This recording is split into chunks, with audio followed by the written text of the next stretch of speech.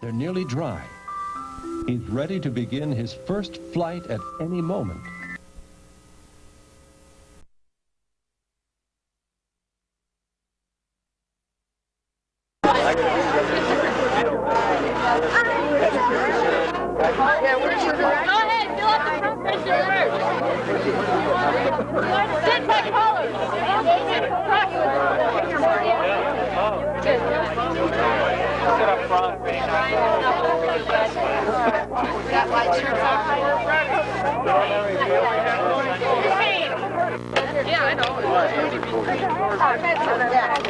Okay, everybody listen up. Okay.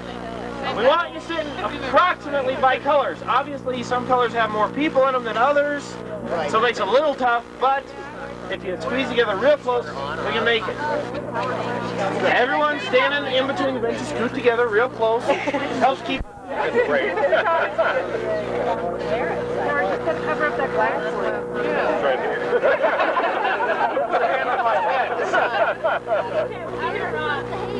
Yep. Line across. We'll get some action photography here. Yeah. It'll be a big check. Wait for it. All right. We're ready. Everyone look right up here at me. You kids up here and sit up real straight. All their grandparents sit up. All right. Everybody look right here at me. 1, 2, hold, 3. Okay, there's 1. We'll do one more then. Which is true. And I took some of the hours. I'm getting close-ups of everybody because my wife, Linka, said, get close-ups. I want to see what they all look like. Okay, you're getting your close-up now. See, and it's not me doing it either. I know, it's... Now this, you smile. But Why is he better at it? well, because he's not a practitioner.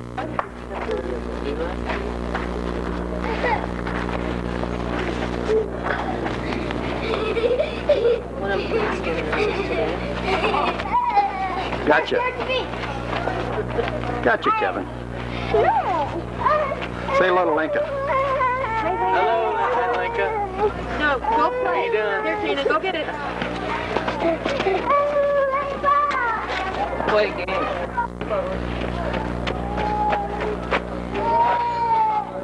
Is that Keenan? Yeah. We got him down. Now once you come back, it's dirty.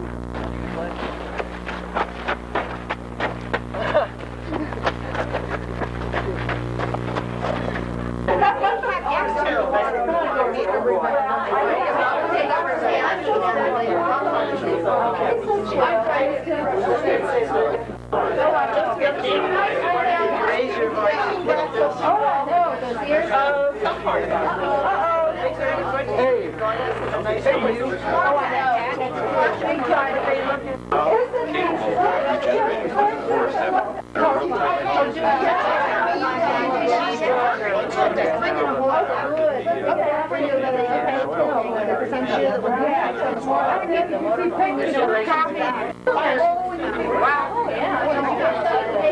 Yeah, I can.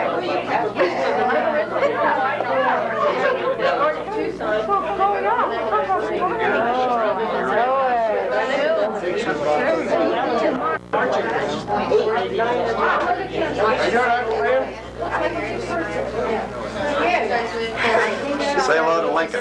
Hi, Linka. How come you didn't show up? They were waiting for you. I guess we know what's more important. I want you to come and see us, sister.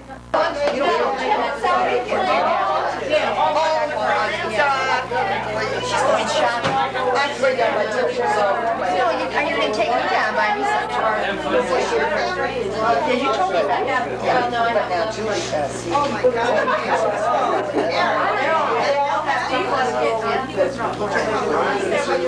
Banner said. All comments in his letters that he wrote. Oh, don't you love it? Oh, yeah. We're kissing cousins, but No, well, there's probably Irish. Washington, D.C. How'd you meet Ryan? When he was going to sit down here at the Naval Academy. When he was east. You know, your son, Kevin, he looks a lot like my brother's boy, Pat Ryan. He'll be here. Oh, really? Hello. Julie. Julie. That's Julie, isn't it? We just did a cake. It's out there on the table. You just made a cake? Yeah. Oh. Want me to show you? I'll show you. Oh, well, okay. Where's my mother? Julie, she was in the living room a minute ago. I just took a picture of her. There you go. I got you. Thank you. Here is the cake. There you go. Beautiful. Is that the birthday cake? One of them. Oh, great. We'll do several. With the good luck of our engineers last night, solved our oven problem. Say hello to Lenka, Howard. Are we on camera? Say hello to Lenka. Hi, Linka. Hi, Lincoln. We would like to see my gal again. We would that. When are you coming back to Washington? Hurry back.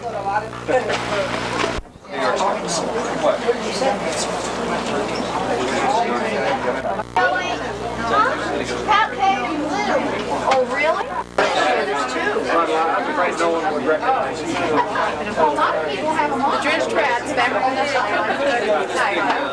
Well-known people, they don't. Do you know what I did to the movie camera? Big meeting and Yes. Rachel, what's name is? And he's going to talk tonight, and there's no coons. That would have been easier. How was your trip? The big argument. I got 8 bags of ice cream from People that married didn't have it. As to whether it was Jim or where it was Kel. No, you're wrong, Claudia. It's Jim. I lost my arm. Hot red?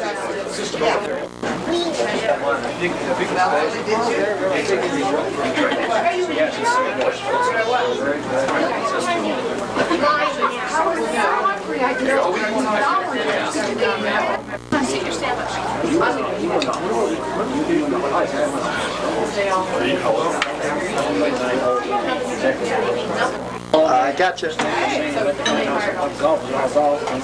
I gotta go. Come on. He killed my card already.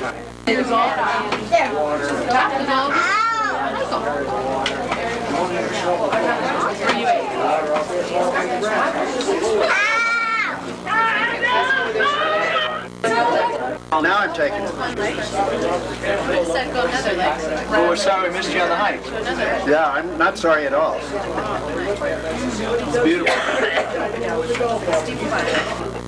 What? Fair warning. We're being photographed. They're too well. Do the children.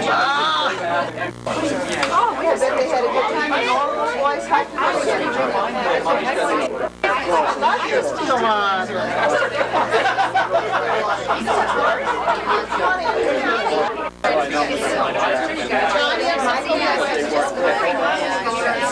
What you need all well,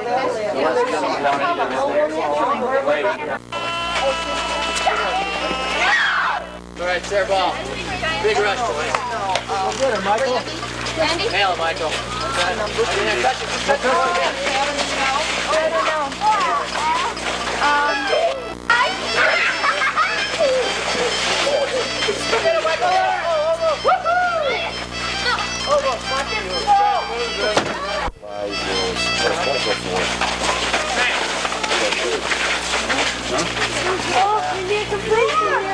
Right there.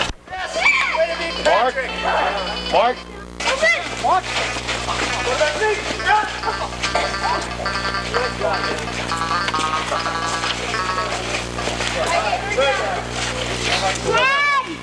Okay, big rush. Just a sec, honey.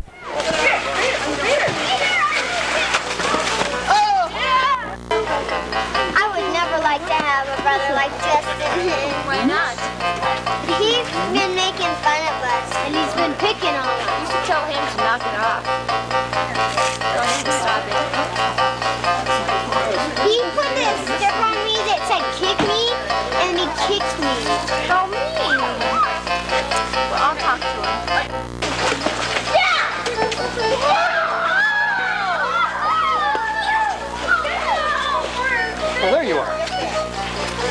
What was he, about 8? 6? Okay, Laura. He must have, because that was after I got back from Stopped in to see us. I should remember that. I was older. and Nita was the baby at the time. It was the first trip we took with him. Almost like. And then we figured you were back here about 20 years ago, too. They were water ski. I paid you for what? Yeah, remembers going water Oh, ski. Now, yeah, that was we- over at our house, I think, and then they had a picnic, right? I have a good old buddy here named Rick She wanted Wysowski. to be. Yes, right, Oh, yeah, right, I yeah. gotta go see him. right. Yes. Is he still in Denver? Yeah, maybe we'll go see him tomorrow. Huh? Well, if I, you know, I get And, up at 6:30. He had a big boat. Well, I got to leave tomorrow, so I don't know. Oh, okay. All right. And I said, wait, Did you drive it? I didn't even wake you We up. drove from Albuquerque. Oh, We flew from Houston to Albuquerque and Should I then dock drove. that? all of your family, Susie? Susie and Kevin. My oldest She son, started Tom, had to stay in getting Houston. nitpicking everything, so I said, okay. So, she called me at work one day, Emma came over after. Oh, I meant the guy's name, Dan or Tom. so He was the only one. Fridays, and she's Yeah. getting ready to leave. Of course, I his had four to have sisters the came. kids watch. Their mother, their grandmother, My Maggie, my niece and nephews watch and and stuff. And Katie Crowley.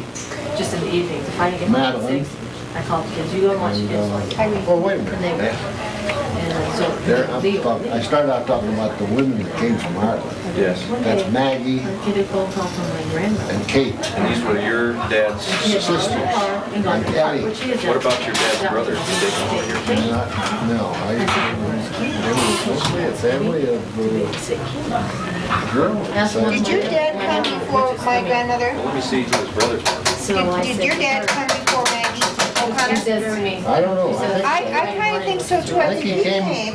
he came out here Then what they did is they worked and saved money to bring the next one oh, over. came back. and then to Yeah.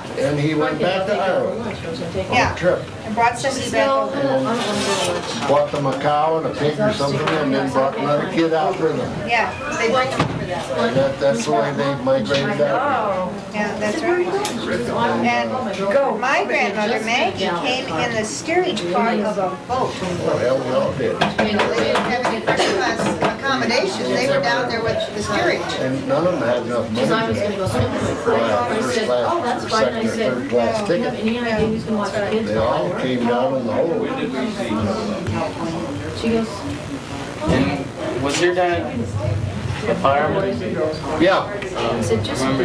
In Omaha. And by then I was just really frustrated. And I left him with the kids. fire chief. And I said, He retired as fire chief of the Omaha Fire Department. so she calls me. I remember you telling me that story. Am I going to get paid? Oh, he had some hairy experience. She had 2 weeks paid. I said, yeah. I've got a I said, picture I'll of your bring you grandfather. paychecks. I've got a bunch of pictures, yeah. I looked at it. I remember him coming home with icicles on his mustache. Smoke, he always smelled the smoke. Wasn't he a fireman there for 40 years? Yeah. They had several packing house fires. I said, You're kidding. When they have a fire in the packing house, you go home, we're not like barbecue. I'm feeling my husband gonna be kicking them all, and he goes, what do you mean? he's designed golf. They babysit all the He had some narrow escapes. The park. He found his way out And then she of did the some payment, basement and she says, oh, she says, I like it. burning I said, no, you store don't. downtown in Omaha one time Whatever you can. by And they're bending responding. down There's not many golf and courses. finding Yeah. that had water going through And it. when I got home that day, Anyway, so they're down there. So he knew that here was a hose that was actually being used by somebody. So he followed it back to its source, where it came in a basement window. well, yeah, and you know. And he climbed up there, Cable holes. up the hose, and out the window, and that's why he got out. Postcard for you, the big Christmas. That's a rough day. When I went home with Helen for the first time on her honeymoon, And electrical outlets. he was Horrible with him. I can't focus on it. tired Takes at them that off. time. Oh, is that the way you remember him, Dan, as the friendly, gentle giant? Sometimes he wasn't too friendly. Not too gentle, especially when Tom and I were battling each other in a bedroom or something, throwing, or when I hit my brother over the head with a 2x4. Oh, yeah. He wasn't very friendly to me.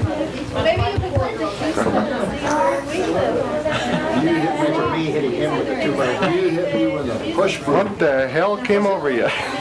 You hit me with a push broom. You swung it around like this. And finally came in contact with my head. Put a big slice in it. And hell, I had to have stitches taken, but cut it open about 2 inches. I heard about that for a number of years. I remember it.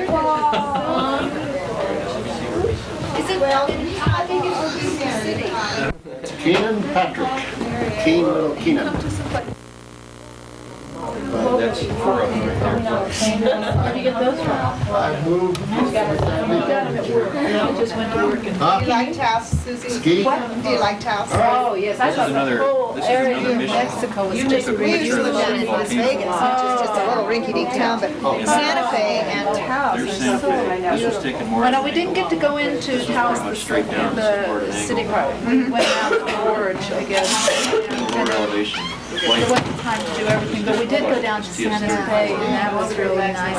Ate lunch down But you can there. still see the river. There's the city of Santa Fe, which shows up a little better. I like the And west. you can see the inside of the crater. The little bubbles of lava that came up in the middle of the crater. I know, that's right. That's what I'm trying to say. What if we have your skills that are marketable? One of the guys on the flight I'm going on I know, lives by there, I was looking in at Albuquerque. He told me that a lot of people in New Mexico consider the inside of this crater to be the prettiest site in New Mexico. Do they allow camping? Private job, or can you make up anywhere? I don't know about that, but it's so big that it's not like you just hike up the side here. It was like the Lost Valley. This is a big ranch. It belongs to a land company, which is owned by Well, you wouldn't know it was there. Yeah, it just looks like a mountain. Exxon owns this volcano. Right? A lot of them don't know that. They say, well, we don't know who owns it. It's the prettiest place in Mexico. My mom got me movies from the last reunion rolling yet. I don't know, I think she's having trouble with the camera. Oh yeah, well. It's dog. Oh, time. What's his name? Keenan, do you know his name? What is it? It's Kevin. Say Kevin. The lodge on mountainside up in Estes Park. There's Pam sitting out front.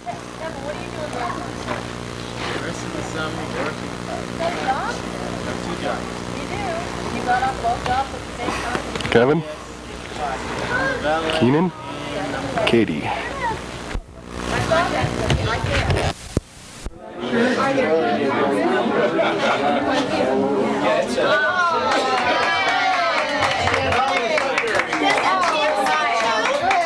Tim sings real much, doesn't he? Yes, he does. Yes. Tim, come over here and sing. Come on, Mike, what do you want to sing? How about, Thriller, that's you got a good voice there, Tom. What's the matter, Keenan?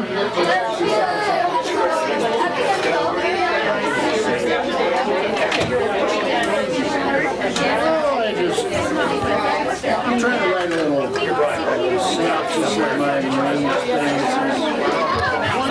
Cry.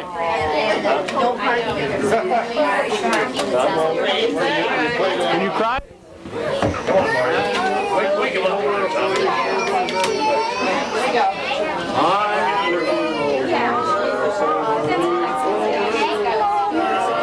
Everybody got the same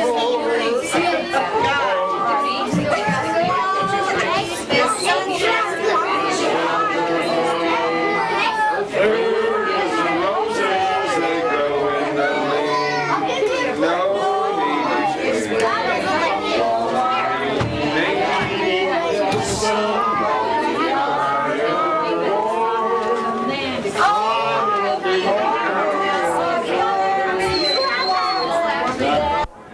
name is Howard Brown. Okay. And Howard, how do you figure into this reunion here? Well, that's a good question. I'm sort of a black sheep, you know, that escaped from Ireland, but Maybe this will help. Oh, that solves it. Okay, next. No. Your parents. My mother was Irene Barrett. Okay. She was one of the 4 daughters of James Barrett and Maggie Barrett. Dennis Barrett and Daniel O'Connor were the 2 patriarchs of this family. Okay. That's how I get in. I'm a son of Irene. Okay. This is one of my daughters. This is one of my sons here. And what was your name? Claude Parent. Claude Parent. Howard passed to your sister. This is my son John. Wait a minute. What's the daughter's name here? Mary Carolyn. Okay. John Christopher. Right here? Yeah, I just saw lights, heard music, and decided to swing by. Okay. He heard parties. You tell him who you are, man. His name. I'm Vin Brown, How old are you, Ben? 13. Okay. Do you remember your... you wouldn't remember any grandparents, though? Only on the random. Yeah. Okay. Some sort of ID? Okay. Do you remember anybody here? Probably not. On your right. Hey, poker in the elbow there. What? You're on film here. You have to Okay. Hello. And you have to tell me your name Pat Brown. and your age and your 25, right? okay. Your marital status? I'm married to a very wealthy man. I left my jewels at home. The jet flew me in. And the husband. Okay, and what else? Does he have a name yet? I weigh 110. Okay. Fade And to my hair black. color's natural. Next. All right, Mimi, you're next. Her hair color's natural too. I'm her twin sister. Okay. Only I'm a smarter one. And what was your name? But you look younger. I'm Mary Michael Brown. Okay. And everything that she says holds true for me too. I see. I don't believe it, but I see. And who's this fella? This is another Brown here. This is Barrett. His wife and children are at home. And he's not talking. Go ahead, where's your shirt? I don't belong here. I don't belong. Doesn't not belong. Still think it's Christmas, so. I just crashed this party.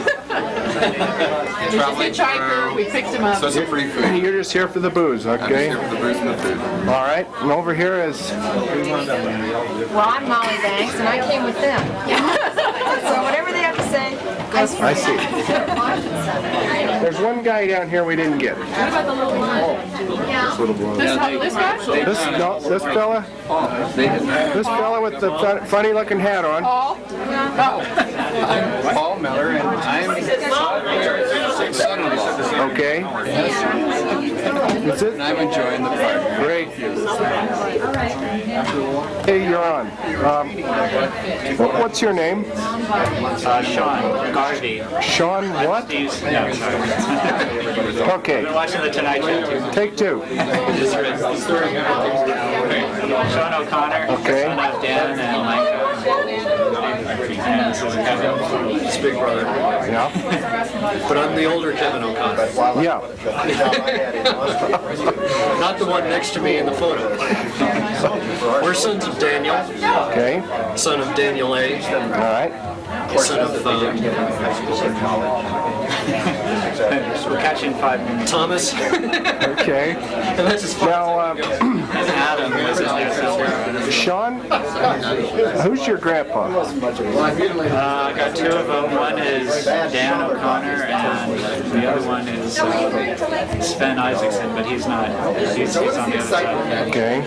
Do you remember Dan, Grandpa Dan? No. At all? Not at all. When were you born? 1959. Okay, well, he died in 57, didn't he? Okay. But Kevin, you remember Dan. Oh, yeah. What, is there anything you really remember that you want to, any neat experience or? Well, I remember a story about it. That was that he came over from Ireland and decided to try a banana. He didn't know why people liked it, but he bought it at a little vegetable fruit stand. And peeled it, threw away the seed, and ate it. And he still couldn't understand why people like bananas. It's nutty foreigners. Yeah. Over here. Well, right over here, I think I see your dad. Tim's making a record of everybody. I have nothing to say. Well, okay. No comments. You got to tell me your name. My name is Daniel P. O'Connor. Okay, and your dad was? My father was Daniel A. O'Connor. Okay. Is there anything else? Yeah, I want to know if there's any one thing that stands out in your memory about your dad as we're here at this reunion. Any funny thing or? The time I had a fight with my brother in the bedroom and he punished me. Stands out in my mind. How did Grandpa Dan punish you? He made him eat a banana. Well, he was pretty good at punishment. He would just give me a lecture. My mother was much more severe. Grandpa never hit you? What? Grandpa? He never whipped you? Hit me? No, he didn't. Never whipped you? How come his... She came from the north of Ireland. How come his oldest son took to hitting his kids? I think he learned it from his mother. Well, that She used explains to break records too, like, you know, the Beatles record your father Yeah? wrote. She used to break records. That's right. Beatles record. Gee, I didn't know they dated back that far. Wait a minute, if he died in 57, the Beatles are... Oh, sorry. Okay. Now, let's... Are you with NBC News? No. CNN. Oh, CNN. Just remember it. Someday they'll take over your company.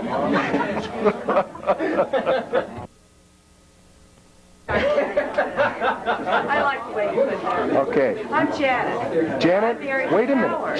Janet what? Janet Brown. Okay. I'm married to Howard Brown. All right. And Howard Brown is the son of Irene and Howard Carter Brown Sr. Okay. So Irene is the third sister Right. in the Barrett family. Now, you're the first one that's really laid it out properly so we can trace it back. That's what this is all about. We got Your to... father and Irene Brown were first cousins. And it's always very confusing. I know it. That generational difference. That's right. Because your grandfather, Dan O'Connor, was the first immigrant in the O'Connor line, and his sister, who was Maggie O'Connor, immigrated, I think, a year or perhaps 2 years before he did. And she was the grandmother of Howard Brown, and Maggie, and Kathy. You've studied this pretty well, haven't you? Well, yes, I have. Yeah, that's good. It gets real tough on the other side of the, you know, where it splits out into the Barretts and the Millicks and the Browns. Yep. Good. So what that means is that you and Howard Brown, my husband, are second cousins. Right. I think. I have to really figure that out. What are you guys doing? What are you guys doing? Whoa, be careful. Show your dad what you guys were doing with the frisbee. Show how you were telling me what to do. Jump down here. You were doing such a good job organizing. She's been playing with these kids for about 10 minutes. Wait. Okay, now you show what you told me. So you're pushing 2, 3, 4, 5. Go!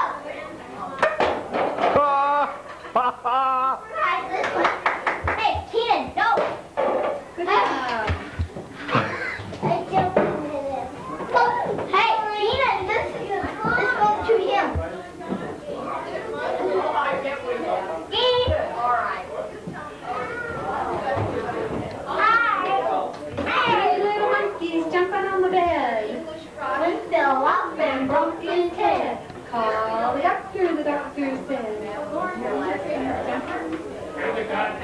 Go again, Kate. 1, 2, 3, 4, 5.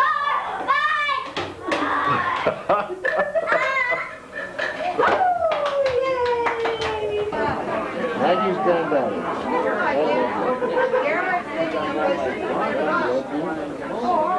used to play with her. Maggie. Outrageous. I would go down to Kansas City and I'd see your mom and your aunt Kathleen. Now, Kathy was on. And I'd play together with those kids. And we'd gather around a table and I'd play with puppet. And I had great fun with it. I'd play with a puppet. And I'd make the puppet crawl up over the edge of the table, you know, and struggle to get up on the table. And your mom, that is your granny, and Kathleen would just scream with glee, you know, just laughing. They thought I was a funny guy. I don't know why. And so we'd play like that, and that was down in Kansas City, and they lived down there. And I lived in Omaha. And we would visit each other. Sometimes they would come up to Omaha and visit us. And we always had great times together. Just had a lot of fun. You kids have got great parents and grandparents.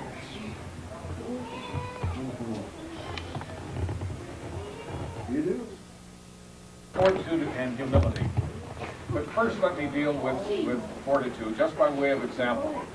About 50 years ago, Beverly and I and our mother used to come to Denver to visit Madeline, and at that time Jim Ryan and Kathy and Maggie and Jim Coleman would all, thanks Bev,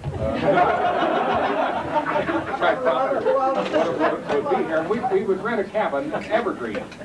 And one year, Jim Ryan rented a Rocky Mountain Canary.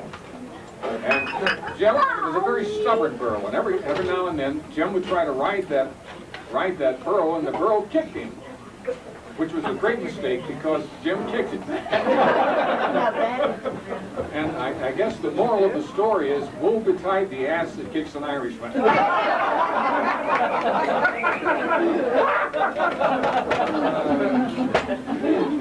Well, that's an example of fortitude. D.J. Barrett was another example. If we had time tonight, we could all tell you stories about his progress.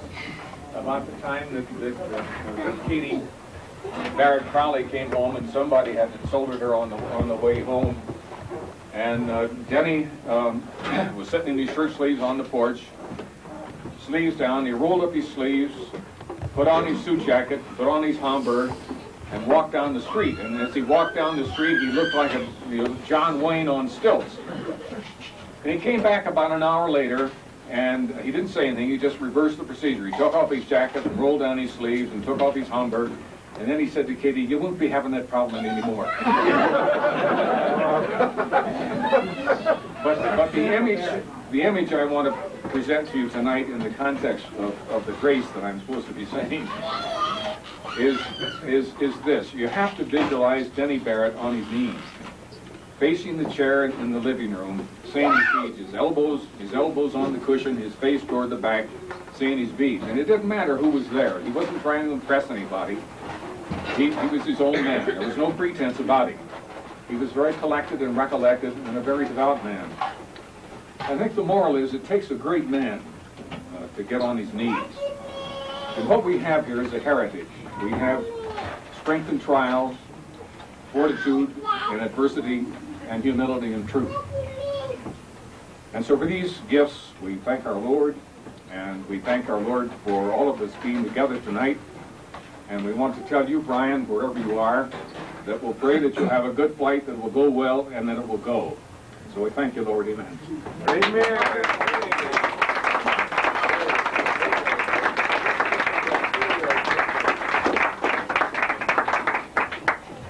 We're going to pass the gavel. done an outstanding job.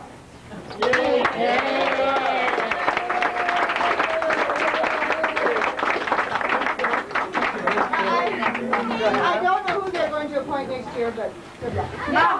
Next time. And so for all of our appreciation, oh, that's yours? Oh, yeah, I'm we have sorry, a Shirley. little gift for you and Bill. Why, thank you very much. Thank you. Thank you very much. I told you you loved every minute, didn't you? Now that you have the hang of it, do it again. Close.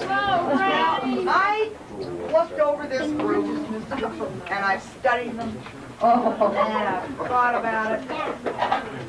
Here comes. And everybody leave with a happy heart and a clear mind and no alcohol on your breath. And no alcohol. I will turn over the gavel, of which I don't take it from him because he'll cry. Shane's got it. Shane's got the gavel. Can I borrow that?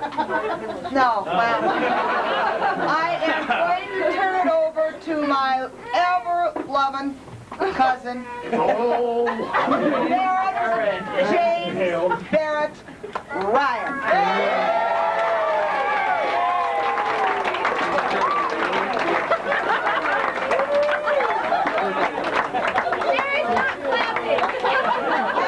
If nominated, I will not accept. Now, I'll tell you, Barrett, you got 24 hours, and I'm sure Mary will give you a hint. It's a piece of cake.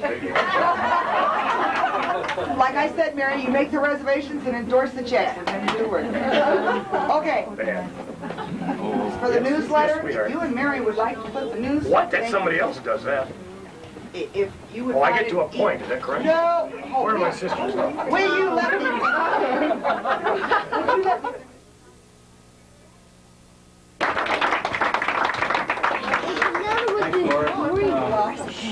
Susie, my wife Susie, and my son Kevin and I came here from Houston late last night, so unfortunately we didn't get to meet anybody last night.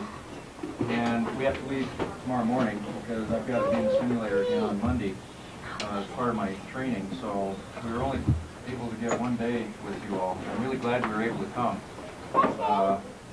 My last name is O'Connor. I have a son named Tom, and I found out when I looked at this big chart here for the first time ever that there were a whole bunch of Tom O'Connor.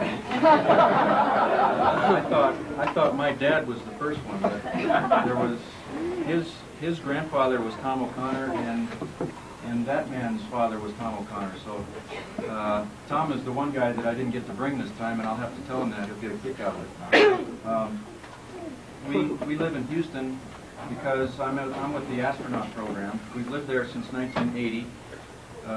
When I went down there, they were developing the space shuttle, and that was the reason I was hired, was to fly the space shuttle. My background was as a pilot with the Marine Corps, and I'm still active duty Marine officer. And about half of the astronauts are military pilots. The other half of the astronauts are scientists and engineers. And when we fly our missions, we usually have 2 pilots, possibly 3 pilots on board, and the rest of the crew, whether it be a crew of 5 or as many as 7, which is what I'll be on my next mission, a crew of 7, the rest of the people tend to be scientists and engineers.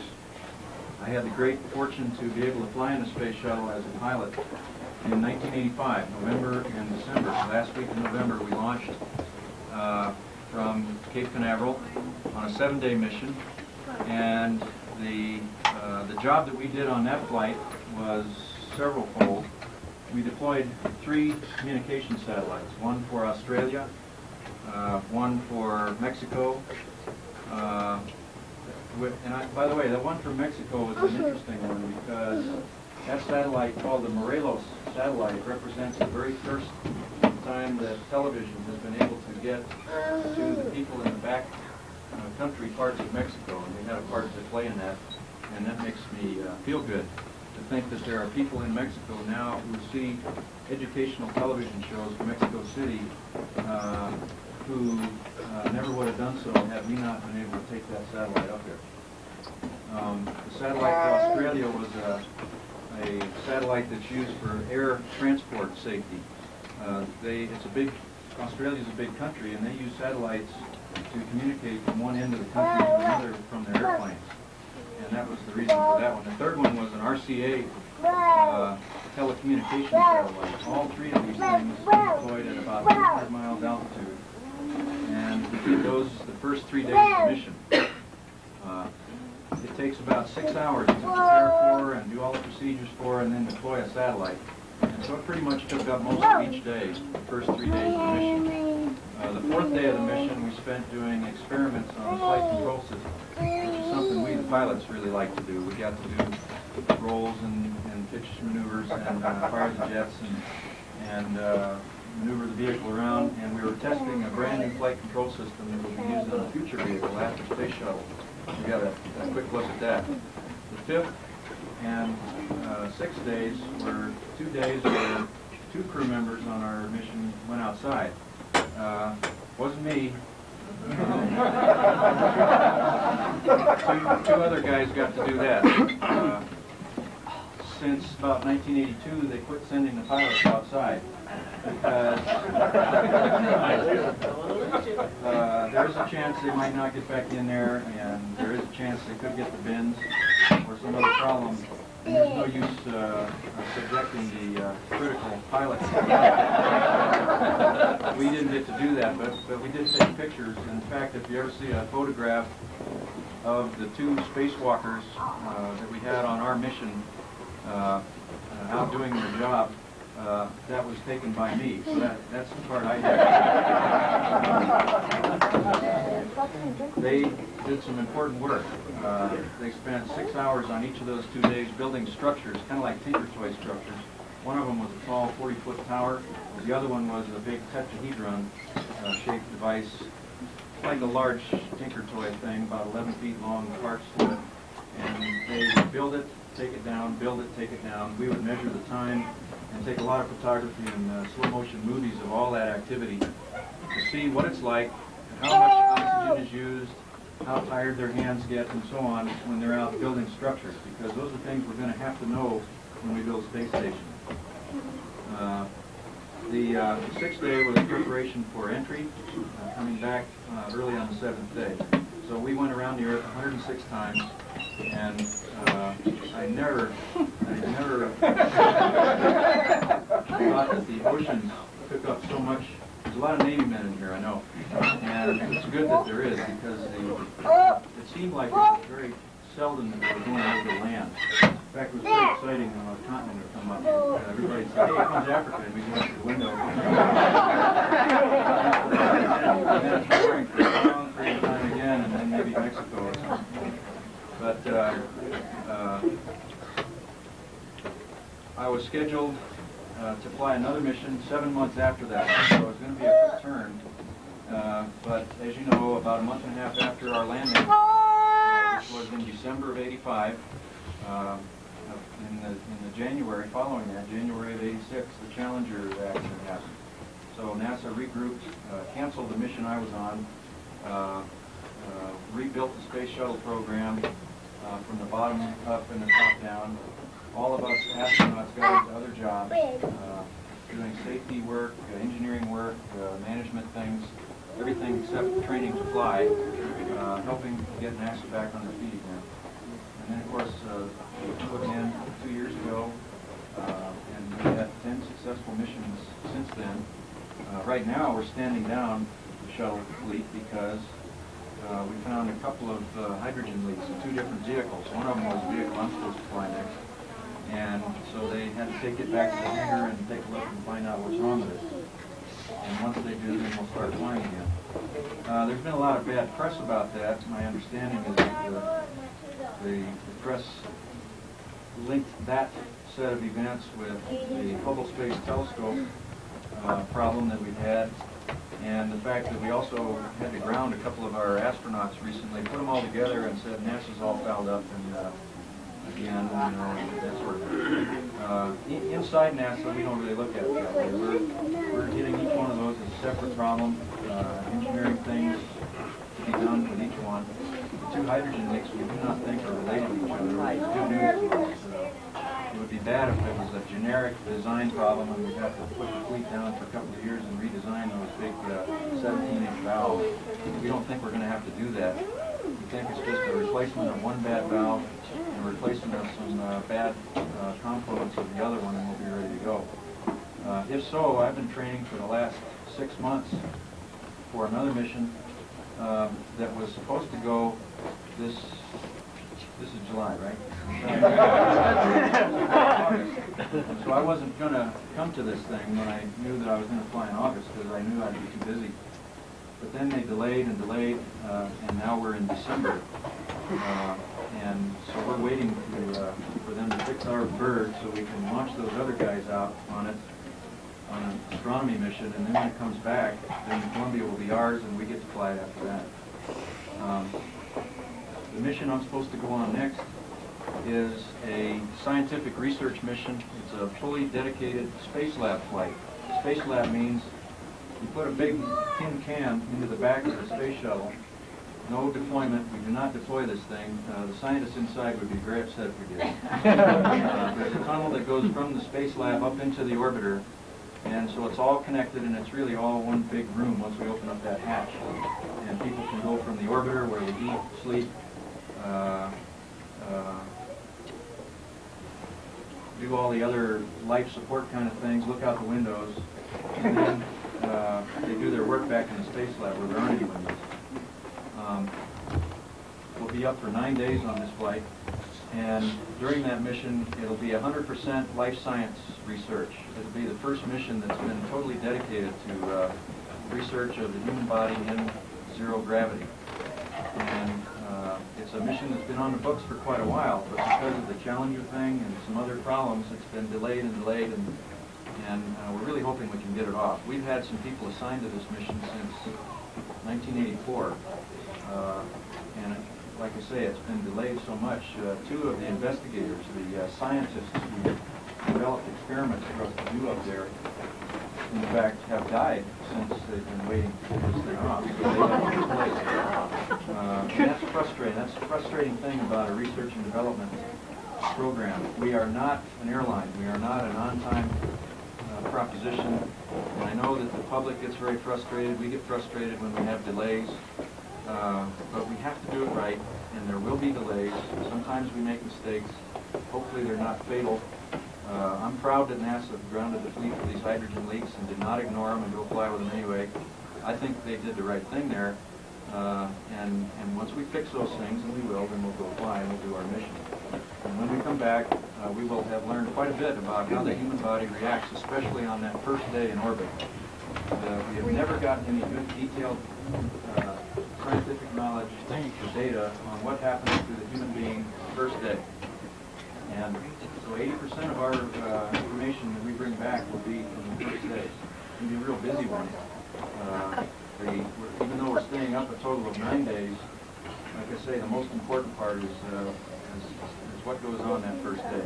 For example, when you first go into weightlessness, all the fluid shifts in your body, and you can prove this to yourself by standing on your head. If you stand on your head, the fluid comes out of your legs, and pretty soon your head starts filling up, and it even hurts because it fills up with fluid. Well, when you go into weightlessness, since there's no gravity working on your body, all that fluid shifts and it comes up towards your top of your body. The head fills up, the upper torso fills up. The brain says, we don't need all this. Kidneys take care of that. And it works it out, and you get rid of all of that extra fluid to the tune of quart and a half of fluid on the first day. That's important to us because, as we found out the hard way on the second space shuttle flight, crews get dehydrated.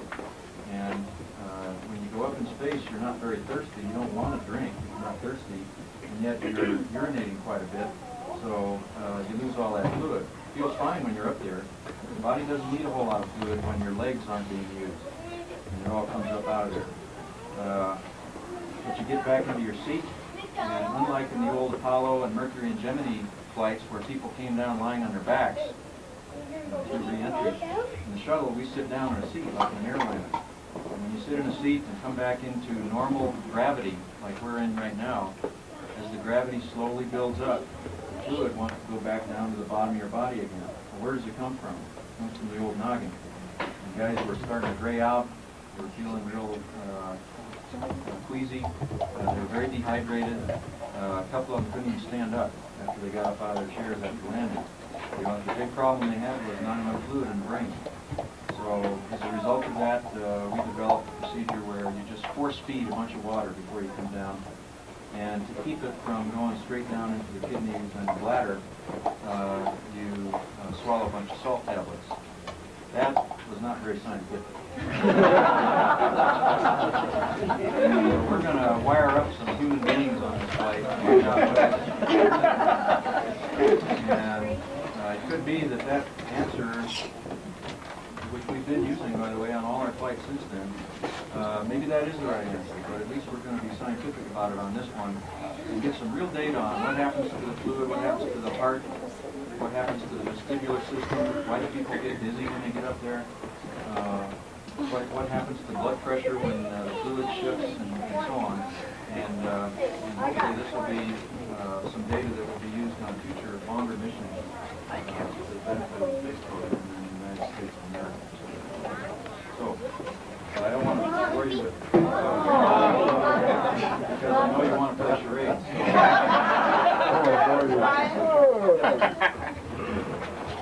Well, yeah, anybody wants to ask questions, I'm here. And if anybody else wants to leave, that's fine too. Okay, the question is, what's the name of the next mission? The name of my mission is Space Life Sciences 1. And it's also called STS-40, the 40th Space Shuttle mission.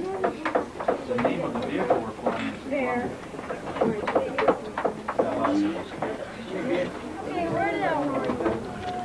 the question is, how many vehicles are there? We've got 3 flying vehicles right now. The Columbia, the Discovery, and the Atlantis. We had 4. The Challenger, of course, was destroyed in the accident. And there's a 5th one, which will be our 4th flying one here in about a year and a half. When we begin to fly it, it's called Endeavor. And it's just about finished, being built on the West Coast. Yeah. When you get gravity and then you get off, do you ever want to just jump up? The question is, when you finish your flight, correct me if I get this wrong now, when you finish your flight and you come back down to Earth, and you get off the space shuttle, you feel like you want to jump up to the flag again. And the answer for my case was, I didn't feel like I could walk hardly, let alone jump up. After 7 days in space, everybody has a powerful feeling of heavy legs when they come back. And it takes a lot of concentration to walk down that ladder. You may have seen the crews, the pictures of the crews walk down the stairway after they get out. And for me, that was 100% concentration to do that right. There was the motivation there was that there was a TV camera. I didn't want to be the first guy ever to tumble out of the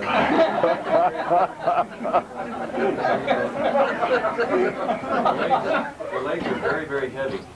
And did I want to go fly again? Yeah, but probably not for about a week.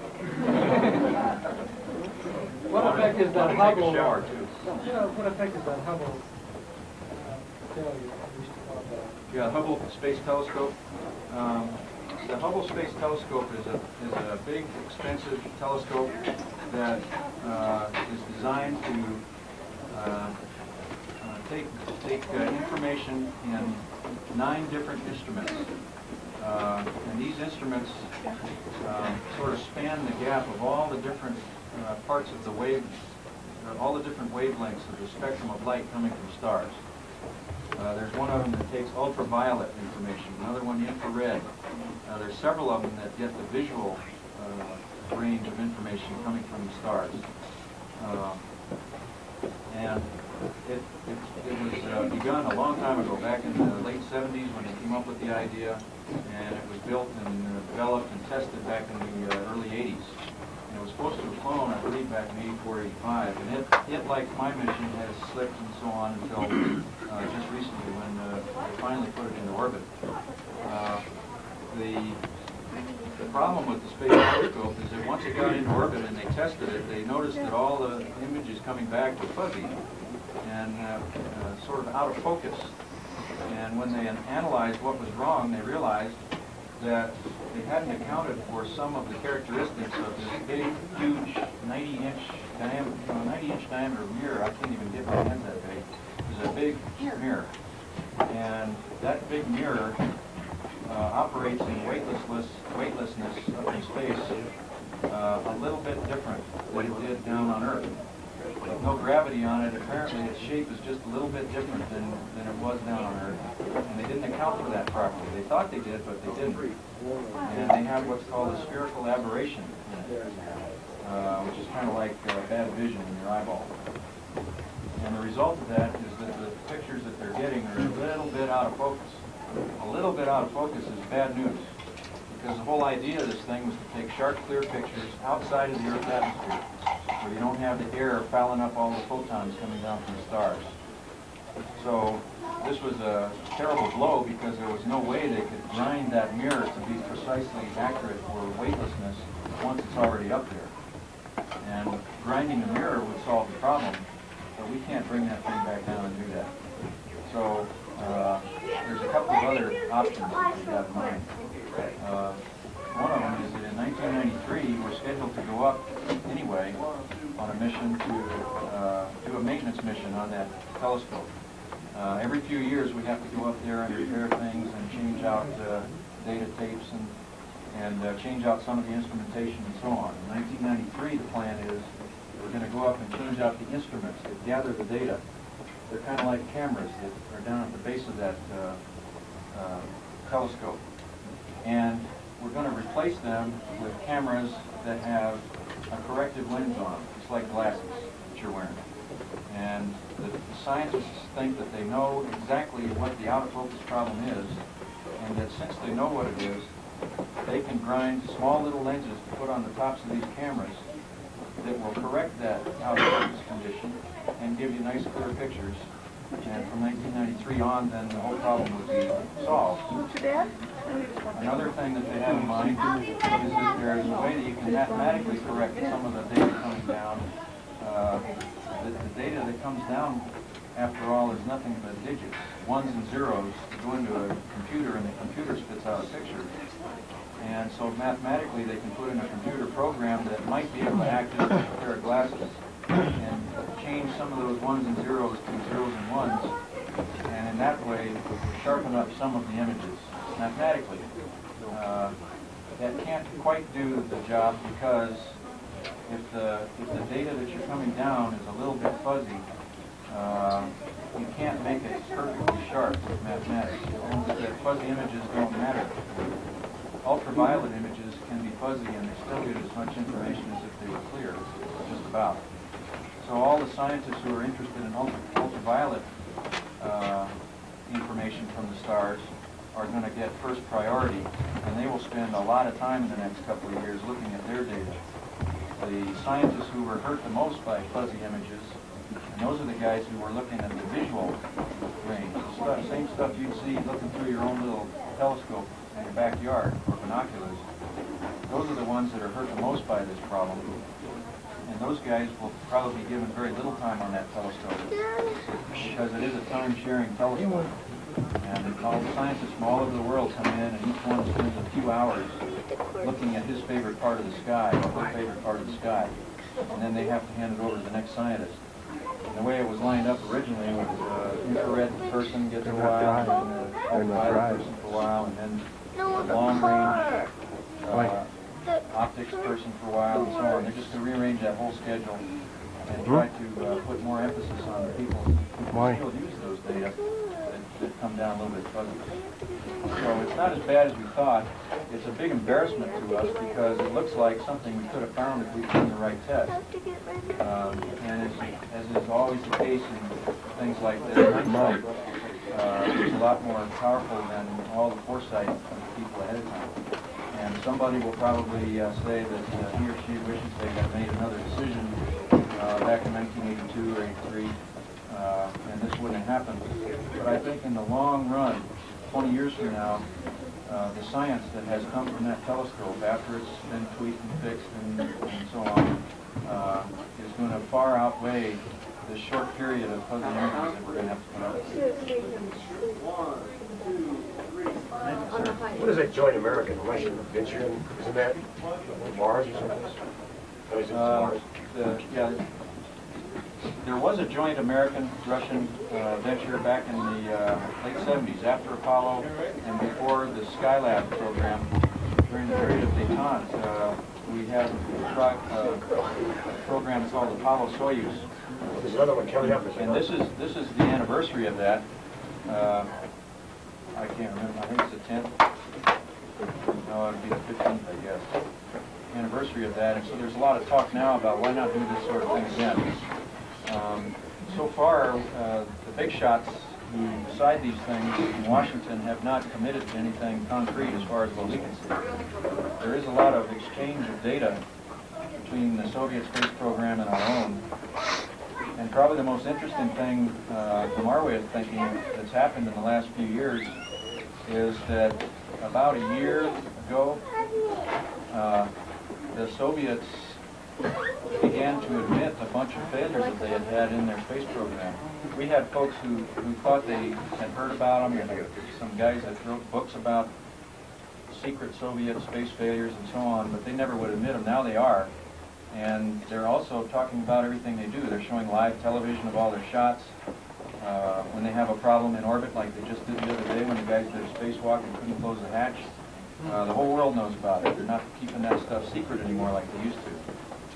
That is probably as important a step towards joint American-Soviet space program as anything. Because even back in Apollo-Soyuz, they still were very secret. And that program, even though it was a joint American-Russian program, was very one-sided. And when you talk to guys like Tom Stafford and Vance Brand, who flew on that mission, they'll tell you that they only told us a very small amount. We were very open with what we told them, but they didn't get the feeling that it was a true joint program, and that the Russians were trying to learn as much as they could about us without telling us anything more than they had to.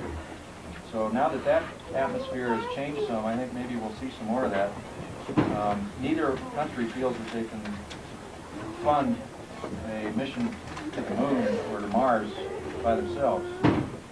So it may make economic sense to join forces to go out and reestablish a moon base or go to Mars. Either one of those programs is going to be very expensive, and the only people who, right now, who are talking against that sort of thing are the ones who think we could do a better job of it if we competed with them, rather than working together. Just Paul, how sophisticated are they, and why are they spending so much time in space? Is it a platform, and why? Well, they're doing some things that they're way ahead of us in a few areas. They're way ahead of us in life science research, long duration missions. They've had some guys that have been up there about a year. And so they know a lot about what happens with the human body over a long period of time. And they've also been making crystals up there in their space station. They've had a continuous manned space station for years and years, and we have not. And they've been making gallium arsenide crystals up there, and they use them in their industry down on the ground. So it's kind of like a space factory. There are certain things that you can make up in zero gravity that you can't make down here. And they're making some use of it. They also use their platform, orbiting platform, to look at the Earth and take a lot of pictures and photographs of the Earth. And they learn a lot about weather changes in the environment, changes in land mass use in their own country. They can And there's a lot of things you can do with special cameras for space. Taking pictures of the same spot over the ground every day for a couple of years, you can spot things like disease coming in from one area, or the effects of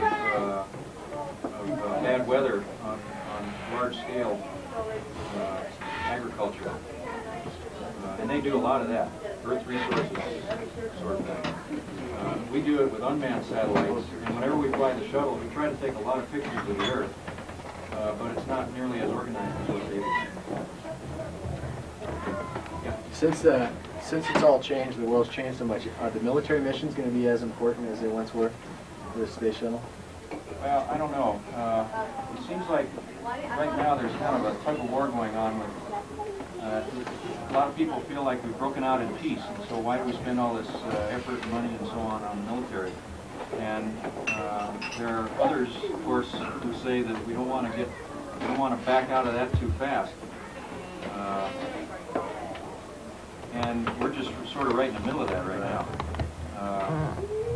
The politicians and the guys in Washington are going to have to figure out what a good balance is.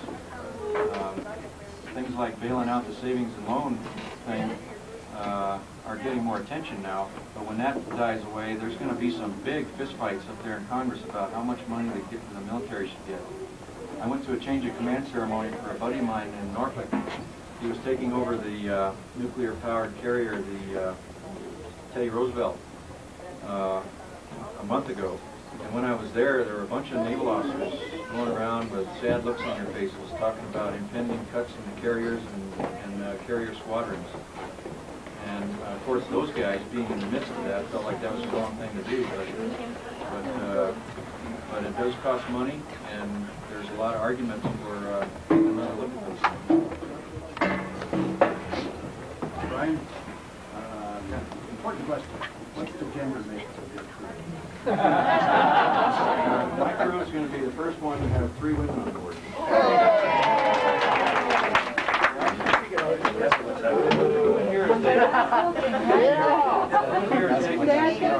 Where are those pictures? A lot of people in here know all about CPR, right? And you remember Resusci Annie? Oh, the dummy that we used. We're taking Resusci Annie on board with us. So we're actually going to have 4 women. One of them is very talkative. Out of all the pilots,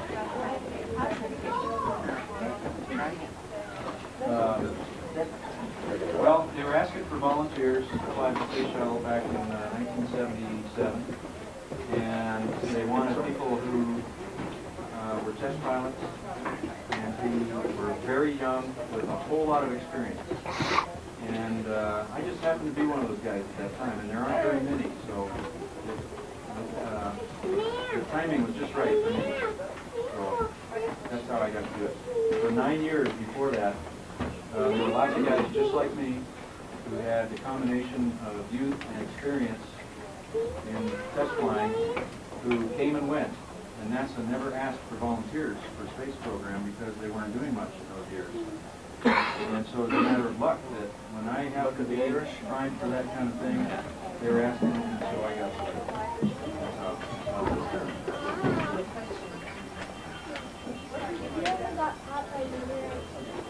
By meteorites? Yes, all the time.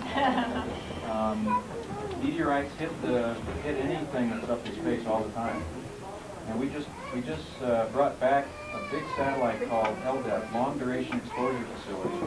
And that satellite was up for about 5 years, circling around the Earth. One of our shuttles went up, put it in a payload bay, brought it back, and scientists took a look at it. And they saw that there were just thousands and thousands of little pinpoint hits on that thing from meteorites. Meteorites so small that you can't even see them. Now, some of those things were hits from things that we put up there, that what we call space debris or space trash or space garbage. There's anywhere from 10 to 30,000 objects floating around the Earth right now that human beings put up there. And some of them will be up there forever because they're real high. Other things that are in lower closer to the Earth won't be up very long, because if they're close to the Earth, eventually they fall out of the sky. But every time a space vehicle or a satellite or a missile goes up into space, little pieces and parts come off of it. Some of them are supposed to come off, others are not, and some of them have been blown up in space. Sometimes when a satellite fails or doesn't work right, they'll push a button and it blows it up and it makes a million little pieces. And those things will go around the Earth for a long period of time before they finally come back in.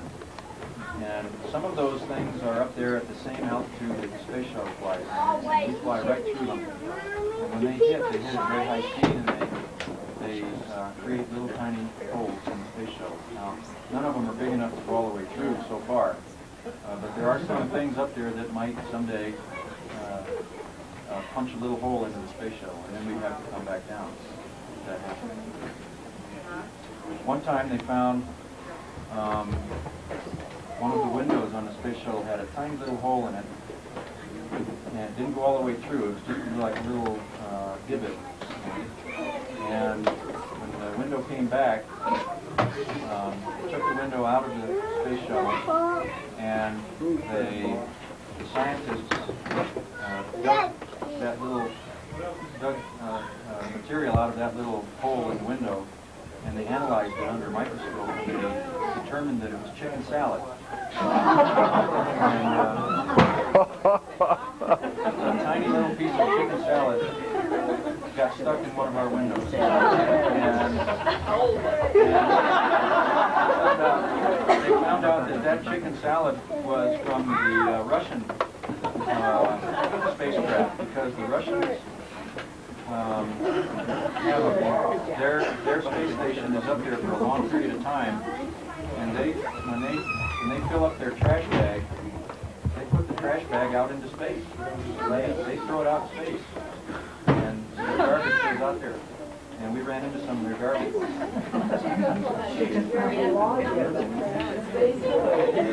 Brian, who was the guy that had to explain that to your boss? And how did he believe that? Yeah.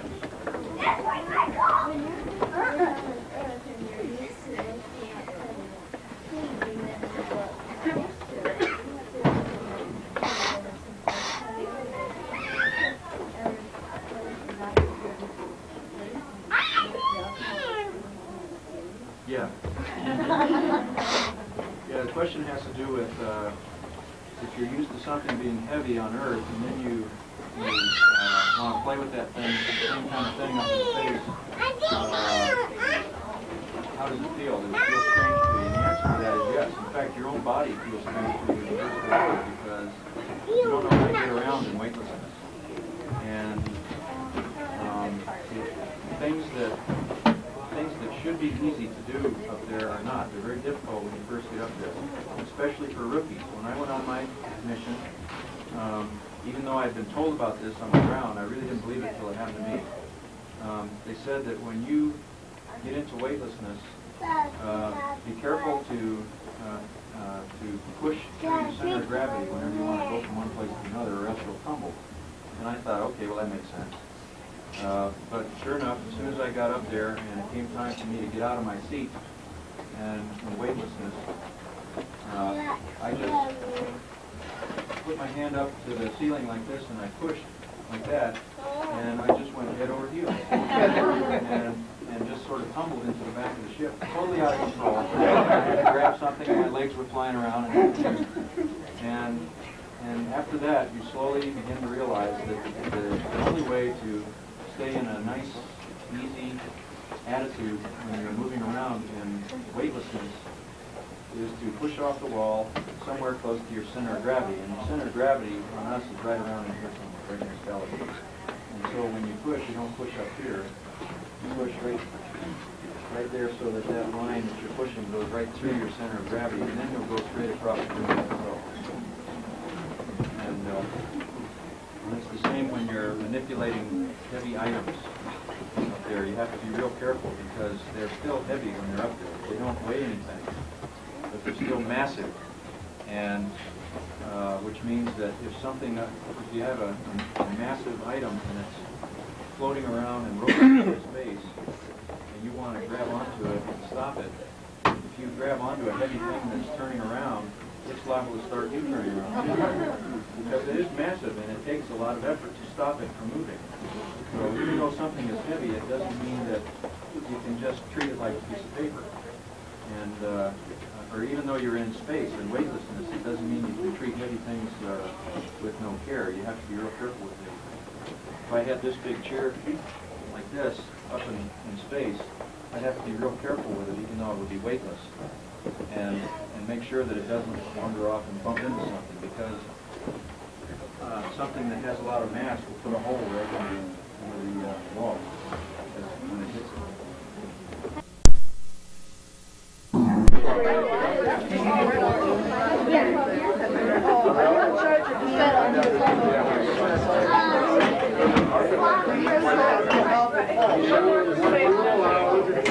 Everybody mix it up. Okay, all right.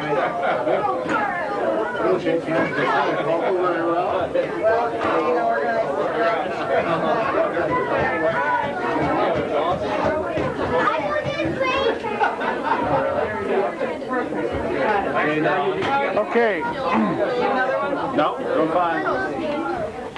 A conversational one. Yeah, I think you did.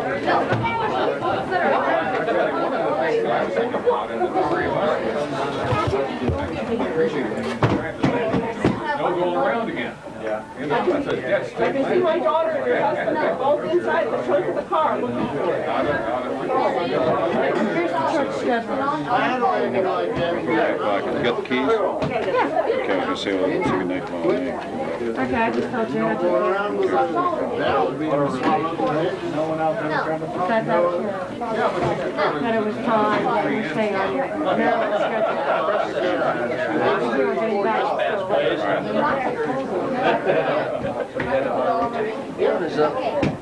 Brian, the natural comedian of the family too, and that picture up in the mountain taking a leak.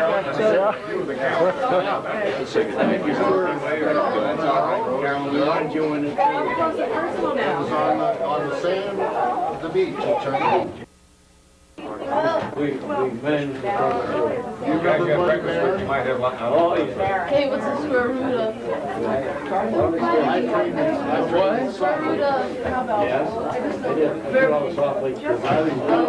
I'm thinking of a good, easy square root of. You gotta, for the record, you gotta give us your name, your age, your serial number, your blood type, you know. Age, rank, and serial number, right? Yeah. To be disclosed at a determinate point. That's right. In the future. I got the same name as you. Right. Helps. We got that in common. We're Irish. Yeah. We got that in common. Okay, for those of you that don't know, that are going to listen to this tape, this is Tim Farrell. All right, now, who's your folks? Yeah, there's a mic here. This is his father, Bill Farrell, who has just passed through 39. Okay. Who has come from halfway around the earth to listen to maybe one of the most articulate individuals that has ever possessed our great Barrett O'Connor reunion, namely the astronaut of the person holding, and the brother of the person holding the camera that is viewing Believe this guy. Apparently, you still haven't answered my question. Right, we're camera shy, can't you tell? Now, who's your grandparents? Madeline Coleman. She's the matriarch of this whole thing. I need to attend this year's meeting. That's what we needed. Yeah. That's what we needed. That's right. And I read. I'm not. You know. We got that part down. Well, let's get back to the subject of Adobe Deli. Oh. How about, is that, I saw that on the back of your shirt there. That's your place, sir? Yeah, those. In Palmdale or 29 Palm? Yeah, that's our softball team shirt that we did. What is it that you politeness, if you will, kind sir? You are an absentee owner or a limited participant in the management of Adobe Deli and are working to develop your artistry business? That's exactly right. That's okay. Well, that's terrific. That's right. So you are out of necessity, you are bringing in bread and butter for the little ones so that they can go on to Stanford and MIT so that they can pass your brothers. They might go to the Junior College of the Desert on my income, but on the other hand, you are doing what you really want through the other 60 hours a week. That's great. Well, and it's what I started to do. I went to college to do that and then got sidetracked when I got married. My father-in-law passed away and we kind of got into that liquor store business out of necessity, but I put 10 years into it and I need to do what I want to do now, so that's what I'm doing. I like that. That's great. That's great. Where did you develop your okay, so you had an innate ability to draw. Obviously, that must have dated way back when, but you must have had some professional guidance somewhere along the line. Was that in schooling or some person who took you on as a Van Gogh understudy or what? Well, no, just schooling and watching cartoons, lots of Walt Disney movies, stuff like that. You know, this young man, when we lived in California,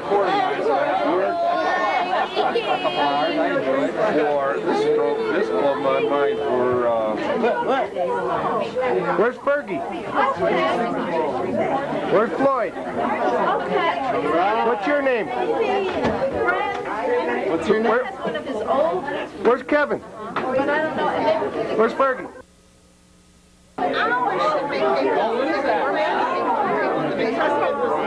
So cool in the basement. Yeah, we spend our summer. I give it to the I said, if you wanted to write to Ryan. Okay, it's time for another interview. You got to tell me History. Yeah, who you are and where you're at in this genealogy, and then relate a little experience, maybe with. Well, we were just talking about old times. Yeah. We're cousins.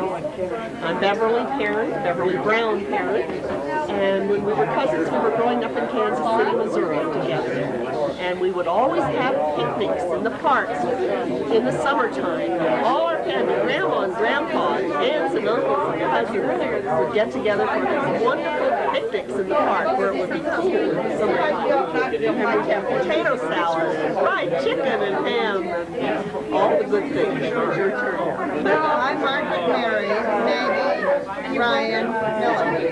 And I lived in Kansas City, and my mother, her mother's sister, we used to go up to Omaha to see Danny and Tom, who at that time were sisters. And we thought they were just the cutest guys. My sister and I go up there, and we pick cherries in their tree, and Aunt Rose and Uncle Dan. Aunt Rose and Uncle Dan would have us over for dinner. We used to have wonderful times together. It's a great time to be able to meet all of their kids and their grandkids. That's what's fun. So it's been great to know your family and your family. Good, thanks. Okay.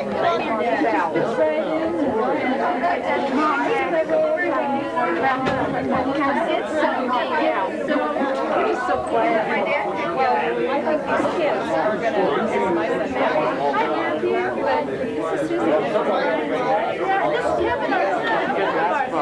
Oh, he was down on the course with you, huh? Oh, that's good.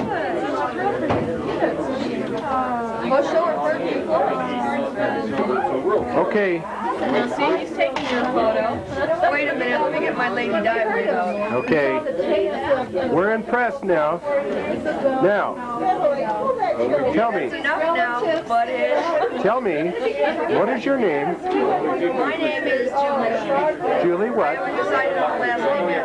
Could be Farrell, could be Minute. Could be Farrell hyphen Minute. Okay. Could be just Minute. Now, explain to someone that might not know how you relate in the genealogy here. I am procreated from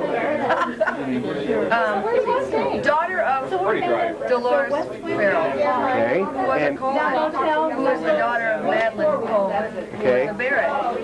Who's Madeline Barrett. Is that enough? Go up more. See, who was the daughter of Margaret and Danny and Dennis.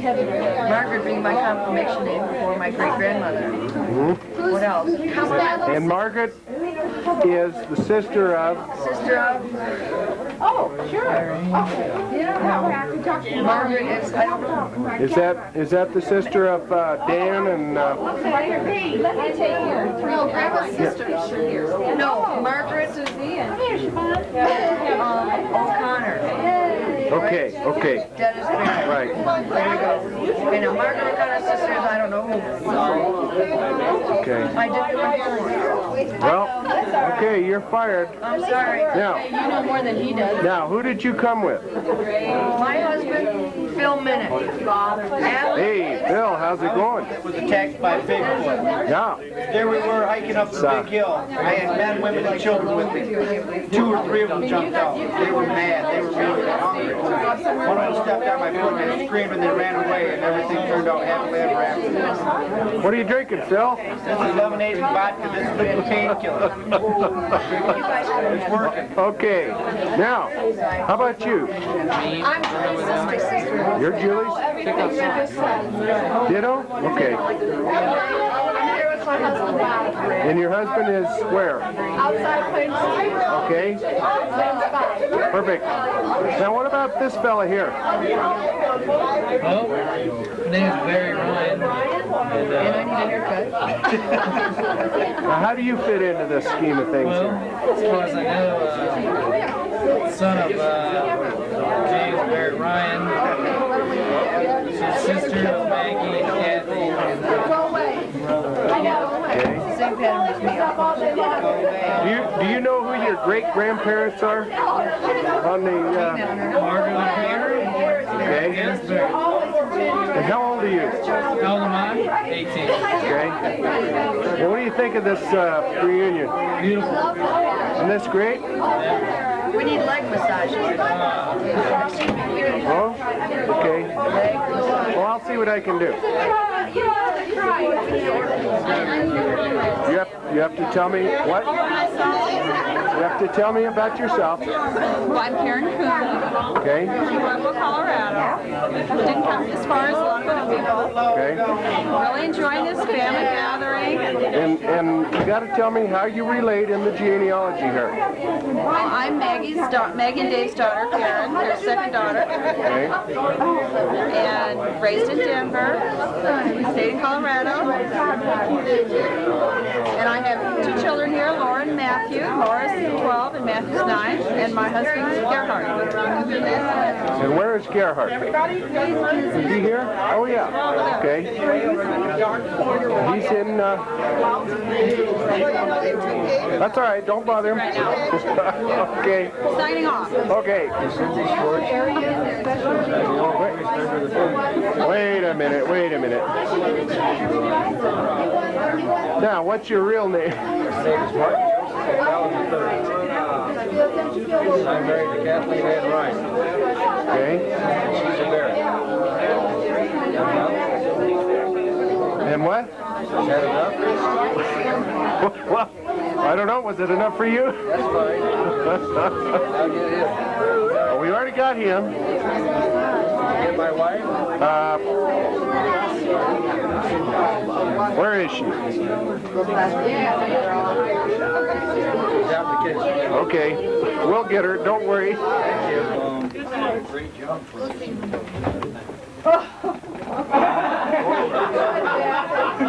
Great. First word. Good night. I enjoyed your words. People. Thanks. Whatever it was. Thank you. Children of lesser God. Second word. There's another corner. Got it.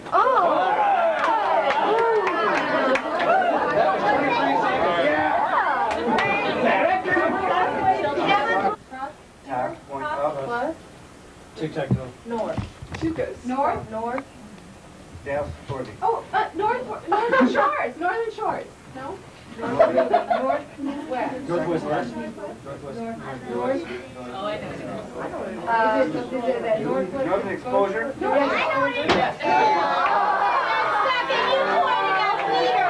Go. Is it old? 2 words. No. Can you ask questions? First word? You can't ask questions. And? Girl. Woman. Woman.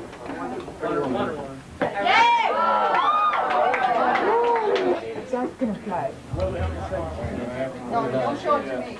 No, I play it out. Uncle Dave. Yeah. Uncle Dave. How many seconds? 13. Okay. What's your who produced this? Down. Who produced it? I don't have my glasses and I can't read it. Why are you playing? This is gonna be a tough game. Yeah. Never heard of it. Pick another one. Yeah. Very good for you. Confidence. Okay. Are you ready? Yeah. Gotta think. Boy, are you New or old? New? No question.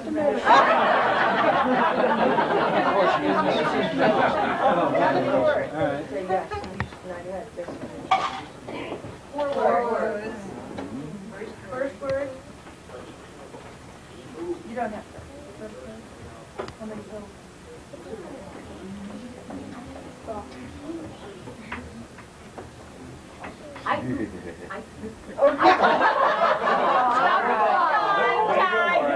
Good, Maureen. You got good. Take those seconds off our time now. It's a squad. Try it again. Okay, go.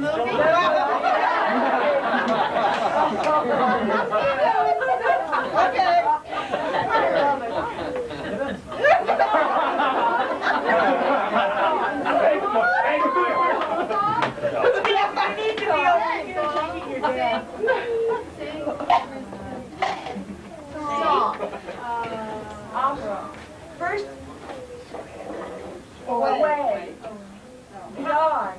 It's 4 words. Is it old or new? Old. Real old. Away. Is it Irish? Not good. Of course not.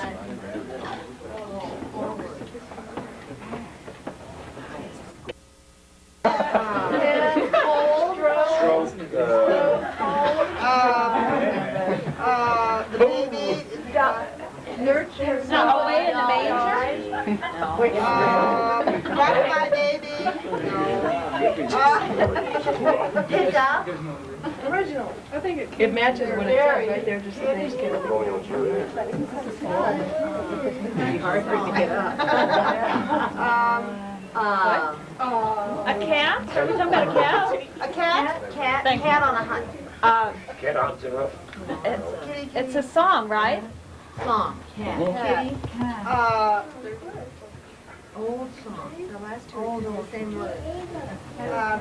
Is it kitty or cat? Cat. Kitty. Kitty cat. Kitty cat. Kitty cat. Real old song. Purring. 40s. Past 40s. Kitty cat. Here it comes.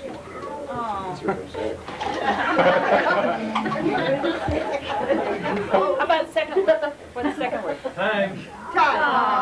Very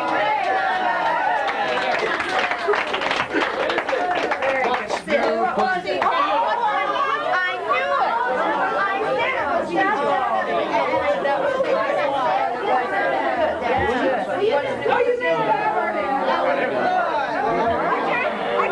Want me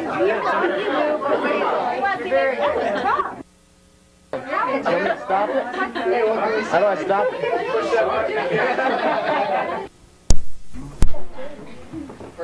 The way you spelled it. Small one. And it's still the night. First word, small word. 2 seconds. First word, first syllable. And it got it. Yeah! Take your time, you know. Really? Yeah. Movie. The movie. How many words? How many words? Oh, yeah. 3 words. 3 words.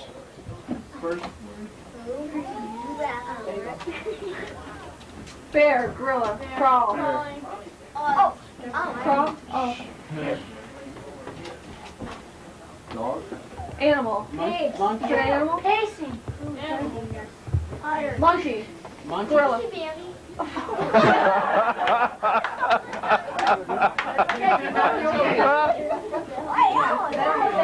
Which word are we working on? Third word? Are we third? Which word? Bear. Bear? I didn't do BMB. Keep doing that. Them guys said. Scared. Right. Monster. Bear. Bambi to Transylvania. King Kong. Monkey. Godzilla. Yep. It is? Oh, you gotta now put it together. Return of Bambi and God. It's only 3 words. You have your first yes. Go. Go. Song. Okay. 2 words. Second word. Chew. Bite. Chew. Chew. Bite. Chew. Chew. Chew. Bite. First word. First word. Did you pick one? 4 syllables in the first word. First syllable. No, it wasn't close. Talking fast. Took me a while. I had to be quiet.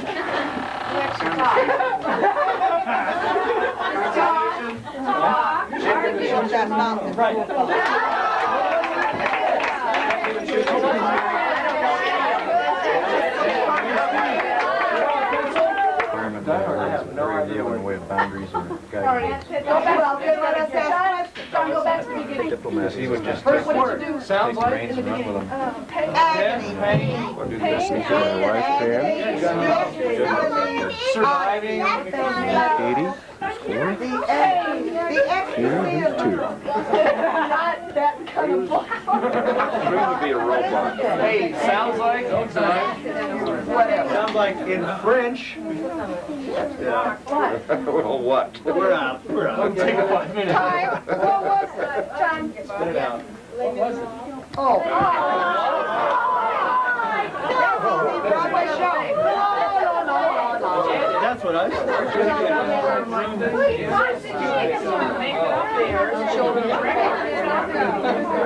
Don't pick any more from them. They're wild.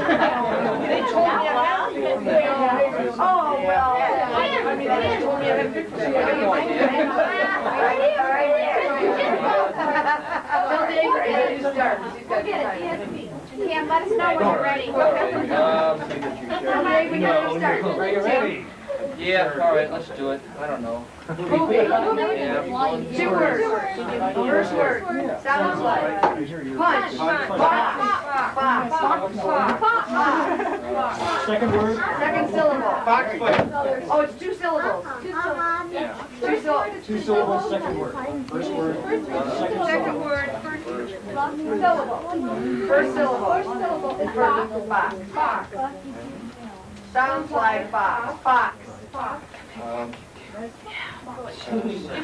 Second. Foxy. Second word.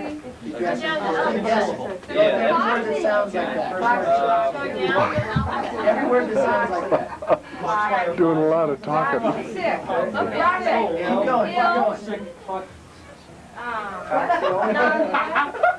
Keep going. Who said that? First word sounds like fox. Okay already. Bob, sit. What'd you say? Sit.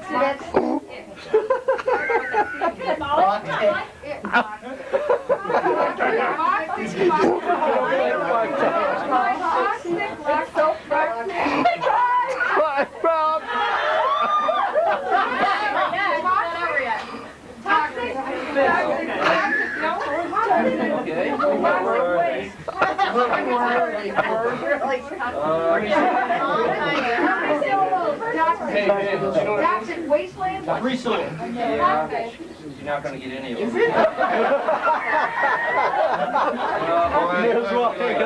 His optimism, man.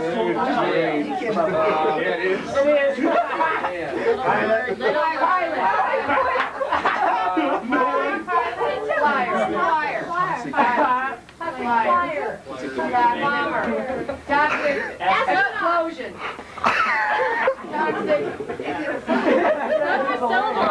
Toxic dump. Toxic dump. One of my favorite movies. One of my all-time favorite movies. Toxic dump.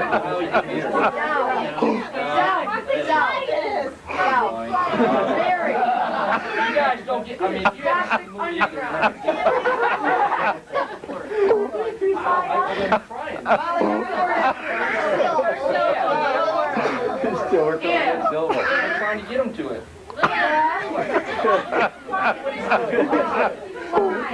Yeah. Go. What else is he called?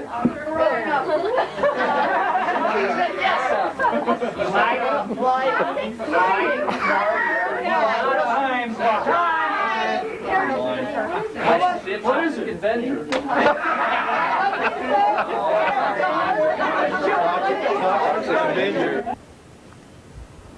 Don't move, Kate.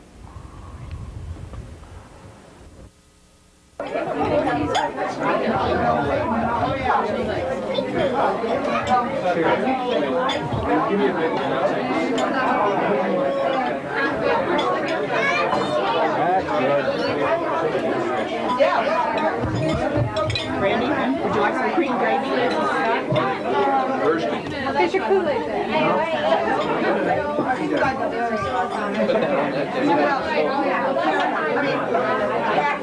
He was playing basketball too, and they're all back, and it might be that he would change his shirt. Does he have a seat? I don't think so.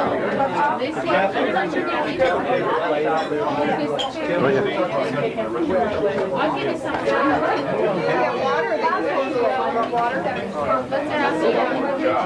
Water? There's a lake. No, there's gravy and sour cream.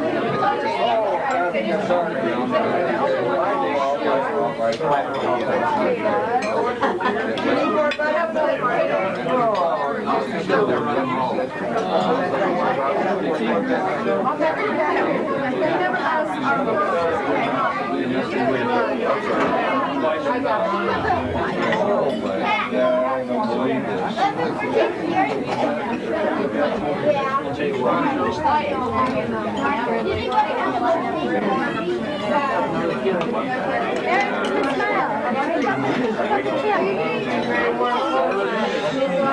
Good smile.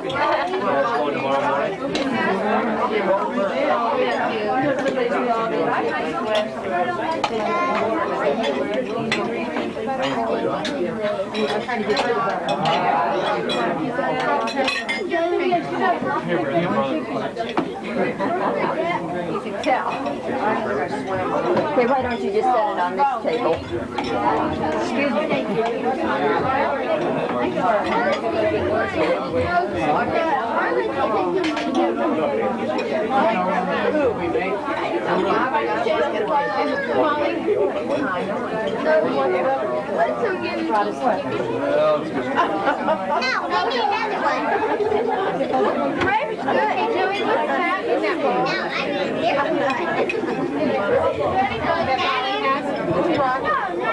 Hey, how's the chow? Pretty good. Good deal. You betcha. That's the workforce, hard at work, making the food for this clan.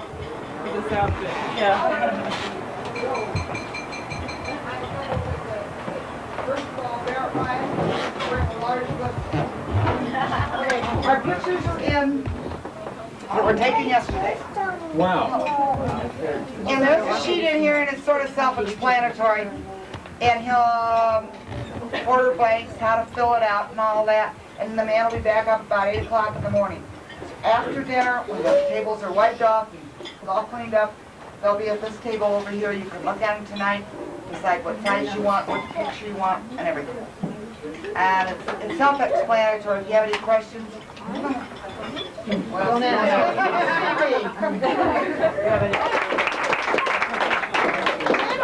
In our amount that we paid, we did not allow for tips.